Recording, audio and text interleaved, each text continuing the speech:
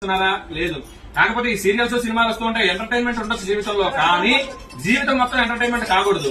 మనకి 54 లక్షల జీవరాశులు ఉన్నాయి. వాటిల్లో విచక్షణ కలిగింది, బుద్ధి కలిగింది ఒక మనుషులకు మాత్రమే. మనకి జ్ఞానం ఉంది, బుద్ధి ఉంది. మనం హిందూ ధర్మంలో పుట్టినందుకు ఖచ్చితంగా మన హిందూ ధర్మాన్ని పాటిస్తూ ఒకళ్ళ మతం మారకుండా కాపాడే విధంగా మనం ఉండాలన్నమాట.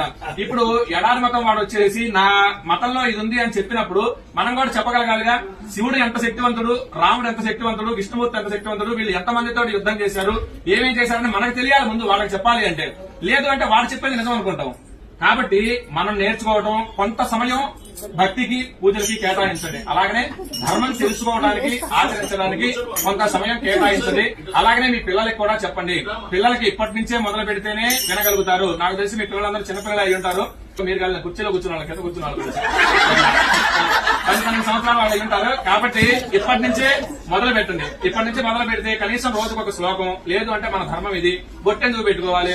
అలాగనే ఈ కొన్ని స్కూళ్లలో బొట్టు పెట్టుకోనీరు, జడ వేసుకోనీరు, రిబ్బన్లు వేసుకోనీరు, గాజులు వేసుకోనీరు. ఇప్పటి నుంచి ఇట్లా మొదలైతే ఇక పెద్ద అయిన తర్వాత అసలు వాళ్ళు మన మాట ఎందుకనమాట. వేరే మతాల వాళ్ళని పెళ్లి చేసుకోవాలన్నా కానీ దానికి వెనకాడరు.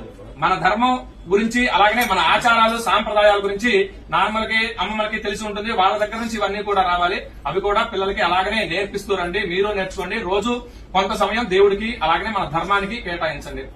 జై శ్రీరామ్.